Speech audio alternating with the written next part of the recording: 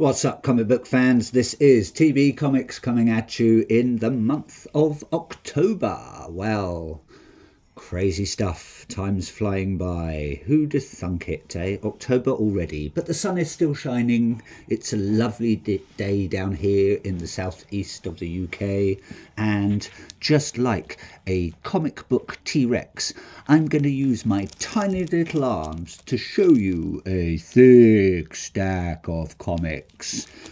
Seems my orders sort of came practically all at once this time, and on time, which is very nice.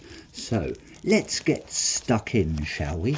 Let's see what veritable comic book feasts I have in store for your beady little eyeballs. So we're going to head over to the big one, and we have Absolute Flash, issue number 7 already. Well, this is coming from the creative teams such as Lemire, Moore and Lucas. It's part of the All-In universe at the moment, and we have our Absolute Flash character speeding around. It looks like he's sort of trying to dodge some tornadoes or twisters or whatever you want to call them, but there might be some destructive force conjuring up these natural disasters, or it could be Flash actually creating these. Maybe his power is out of control. Maybe he can't control the speed force. We've got bolts of lightning. We've got shrapnel flying everywhere. What's going to happen? Who knows? I will once I've read it, obviously. So my apologies for the lighting. As always, I'm sort of doing this in my room, and the lighting sort of bounces off the bags of my comics. So my apologies if you don't get the full view of these images. So, but anyway, let's head over now to still with DC, and we are on Immortal Legend Batman issue number 2. The sort of space anime style adventure.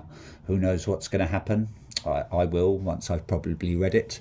But this is coming from the creative team such as Carl Higgins, Matt Groom, Erica D'Urso, Dan Moira, Igor Monti, and Tamara Bonvillain. So thank you very much. I want to say that, sorry, the Flash cover there, I forgot to mention that.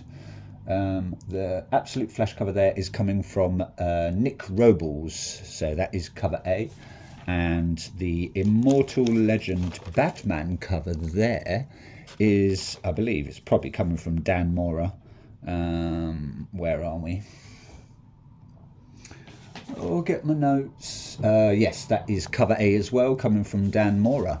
So we've got our Absolute Batman there, looking very super spacey, very sort of futuristic cyber bats. And it looks like we've got some, well, they're looking a bit like Bane in a way. Maybe it's Bane's sort of space family or something. I can't remember what Bane's, I think it's Bane's daughter. Maybe that's her. I'm not sure. But he's blasting into action. We've got a robot. We've got some other members of the Bat family. So who knows what's going to happen, eh? Fingers crossed it's going to be a good read. I've heard mixed reviews about it. Some people like it, some people don't. I think it's got that sort of manga-y sort of Japanese style to it, which I do like because I like anime and I do like some manga. So hopefully it'll be a good read. That is a Batman comic, so you know you can't really go wrong, can you? So next up, I managed to get a nice pristine copy because my last copy of that arrived very damaged and I wasn't impressed. So I sent it back and got this, and it's come untainted. So this is Superman the Kryptonite Spectrum, issue number 2, coming from W. Maxwell Prince, Martin Morazzo, and Chris O'Halloran. Thank you very much, creative team, on that one.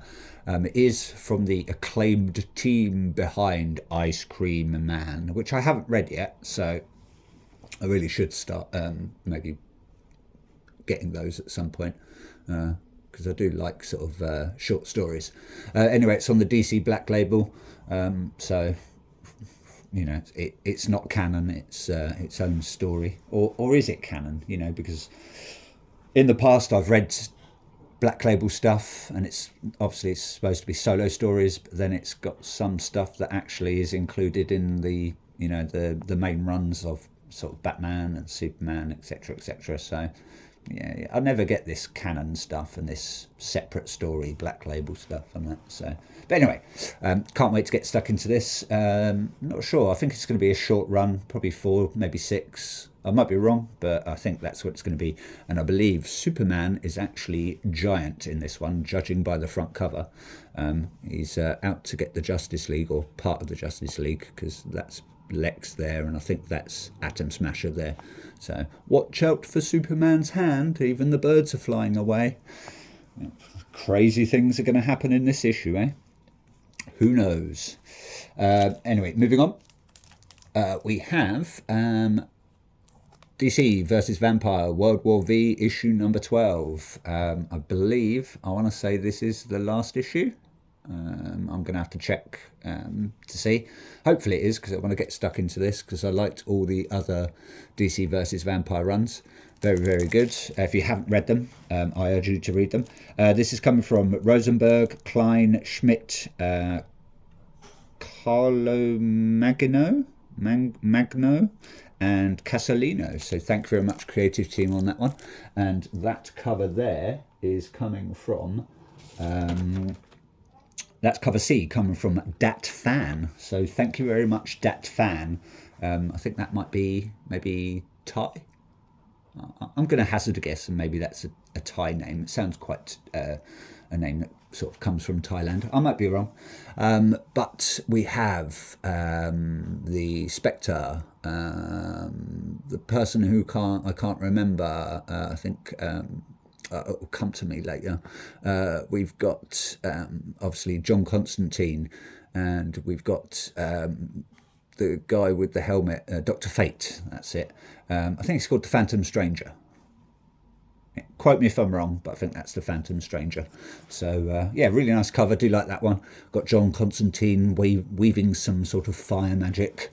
We've got our old, what's his name? The guy with the helmet, who I've just said his name and now can't remember it, with his Ankh, maybe doing some magic. The Spectre looking very serious, and the Phantom Stranger maybe just pointing the way or getting ready to grab something. So yeah, hope this is a good read. Fingers crossed. I do hope it's a bit not like what was it, Deceased, where John Constantine saves the day again, because that would just be a bit disappointing and a bit sort of copying Deceased. But you can't win them all, so fingers crossed. Yeah, Dr. Fate, that's it. I keep forgetting his name for some reason, don't know why. So that's it for DC. Moving on to the independents now. We have from Mad Cave Studios, it's the only one from Mad Cave, we have The Pale Knight, issue number 5. Not many more of these to go, I don't think. I reckon it's going to be about maybe a 6 to 8 issue run. It's coming from, I want to say, it's coming from Peter Mulligan, Val Rodriguez, Chris Peter, and Dave Sharp. I believe, from what I've read, it is about a pale knight that does a deal with the devil. Not sure what about. So yeah, it just looks like an interesting read. I do like this front cover. We've got one of those sort of very old doctor's masks, a quack, as I think they used to call them, round about the time of the Black Plague, give or take. But this one's obviously not in the Black Plague, because you wouldn't get sort of glasses like that during that time. But yeah, hopefully it's a good read. Yeah, I do like these sort of short runs. So yeah, hopefully it's going to be good. Fingers crossed. Moving on, we're going to head over to IDW now. And oh, sorry, I forgot to say, my apologies, that cover there is coming from nobody on my notes, so I haven't got a clue. So sorry, I can't tell you who that's coming from. It's got a little signature down there, I think, but I don't know. I'll try and find out at some point. As I was saying, sorry. IDW, yes, we have Beneath the Trees Where Nobody Sees, The Rite of Spring. We're on issue number 3. Safe Creative Team, Patrick Horvath, Hassan Ostermain Ilahu, and that cover there, I want to say, is that would be cover C, Beale's storybook variant. Very nice cover, do like it. We've got Samantha Strong there holding a paint can and a bag probably containing some sort of limbs, because it's drenched with blood, or it could be paint. Maybe she made a mess and she's just clearing up, but I really doubt that, knowing Samantha Strong. If you haven't read the first season, do so. It is a smashing comic, and I'm not sure what this... all I know is it's people seeking justice and investigating why their families or family members died in the original one.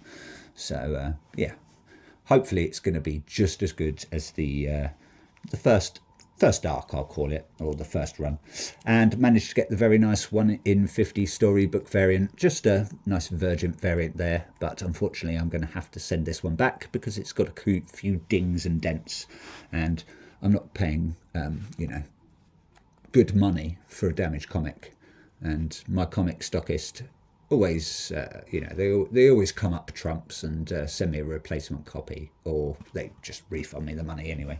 But yeah, I do like that cover, very nice. Do like the red. Yeah, not a lot can say about that, but that is the, I want to say, that would be just the cover F of the Beale's storybook full art variant. So, lovely Samantha Strong, the murderous hardware queen. Moving on, we're going to head over to EC and Oni Press, have a very nice cover there for issue number 3. It is Catacomb of Torment, part of the horror series. We have got jolting tales of tension in the EC tradition, as always. I'm going to go out on a limb and say that's a Bjorn Behrens cover. I might be wrong. I'm just going to have a look at my notes because I'm just guessing on that one. And that is... I was right. It's cover B. It is the Bjorn Behrens cover. So thank you very much, Bjorn Behrens, if I've pronounced that correctly. I'm not sure who does all the short stories in this because it doesn't tell you unless you flip inside, and I'm not going to do that. It looks like we've got a nice full cinema, or maybe a theatre, but this guy, he's been plucking everyone's eyeballs out, and he's put them in his nice popcorn basket, and he's having a good old munchy munch on some eyeballs because he doesn't actually have any himself, and he's got a nice cheeky little grin. Look at him smiling away. He's having a jolly old eyeball time, eh? I wouldn't like to go to see that film, whatever they're watching. It reminds me of a film called Anguish, if anyone has seen that, a horror film where a guy, I think he goes into theatres or cinemas and murders people by cutting out their eyeballs, and I think he collects them, and his mother knows or something. And I think the mother is actually Tangina from that horror film that I just can't remember, Poltergeist. That's it, a good old Tangina from Poltergeist, the crazy weird little small woman that she is. So if anyone remembers that, well, obviously you probably remember Poltergeist, but you might not remember Anguish. Moving on anyway, heading over to Image Comics now, and we have the new release of Robert Kirkman and David Finch's Skin Breaker. Sounds really good, doesn't it, when you say it like that? Also along with Leone and Wooton. I like that. This cover there, I want to say, is coming from... Ooh, where are we? Where's my notes? That is cover A coming from David Finch and Annalisa Leone. So thank you very much, creative team. And because it was a brand new first run, I have obviously ordered 2 copies. So because I'm a greedy little comic book monster, but just the artwork is absolutely amazing in this. So detailed. Not sure about the story. I know it's got something to do with this blade. But yeah, just smashing it out of the ballpark. I remember watching a short video about Robert Kirkman introducing this and just showing some of his black and white sketches before all the colour and stuff was added, and yeah, he was just smashing it out of the park. I think this has been a project in the works for some time. Yeah, and I can't wait to get stuck into this. Some really nice variants as well. Love to get my hands on like that. I think it's like a 1 in 1,000 or 1 in 2,000 variant, but yeah, it's going to be really, really expensive. So, but yeah, can't wait to get stuck into this at some point. Yeah, looks amazing. Moving on, not many issues of this left. I think a couple more. We're already on issue 5. This is Sleep from Image Comics, and I believe it is from Xander Cannon. And that cover there, I want to say, is coming from Brian Hurt. Thank you very much, Brian Hurt, and thank you very much, the Sleep creative team. Can't wait to get stuck into this. Looks like we've got maybe our main character on the front. Looks like he's doing a bit of bleeding from the eyeballs, or he's been scratched a bit by this giant bloody hand. Or maybe he's in pain and he's like, ah, my hand, it's gone from this to this. So maybe something's possessing him. I don't know. I haven't read much into this. I just bought it on a whim. I do like the sort of black, grey and red contrast. Very nice. So yeah, we shall see. Hopefully it's a good read. Still with Image Comics, and we have Ghost Pepper from Ludo Lullaby and Adriano Lucas. We are now on issue 3.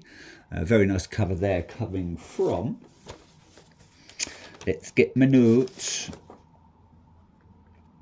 That cover there is cover B, coming from Humberto Ramos and Alex Sinclair. So thank you very much, Humberto Ramos and Alex Sinclair.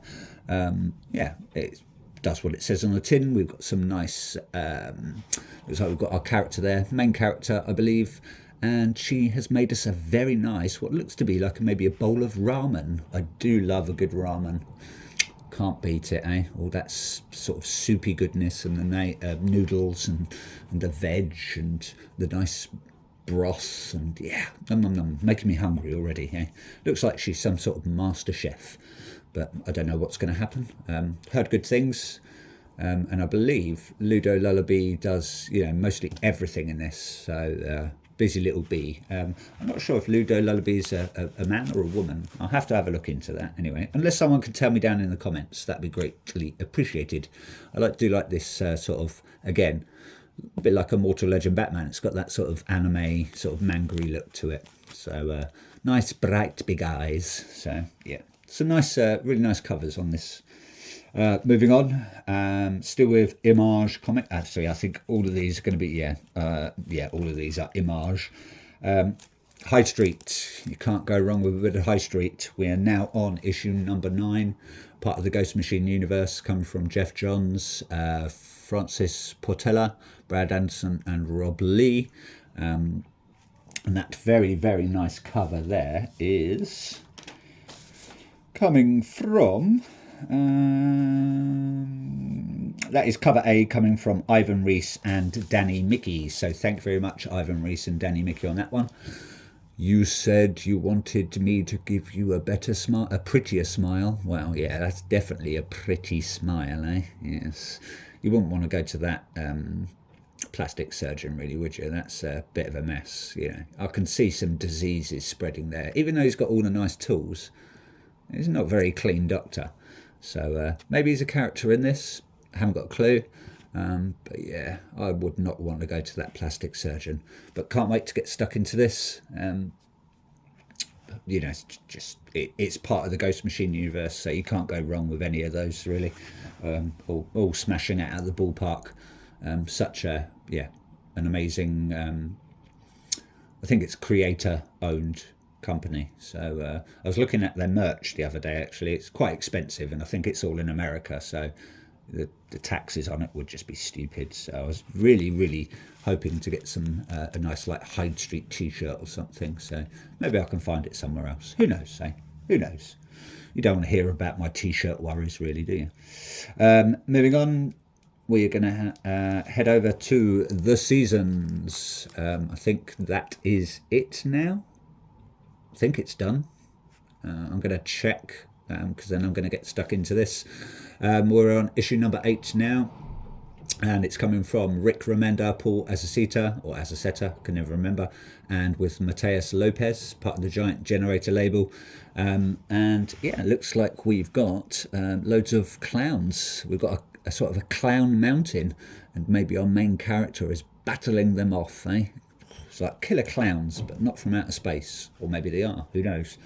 That's you know, you just wouldn't want to be caught up in that silly, big-footed, red-nosed, squeaky horn mess, really, would you? That's one big pile of ha-has.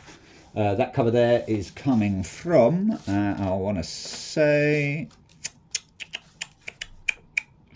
that's cover A, coming from Paul Azaceta. I think there was only 2 covers for that, and I'm waiting for my variant cover, which I think is like a 1:10 or 1:20 ratio.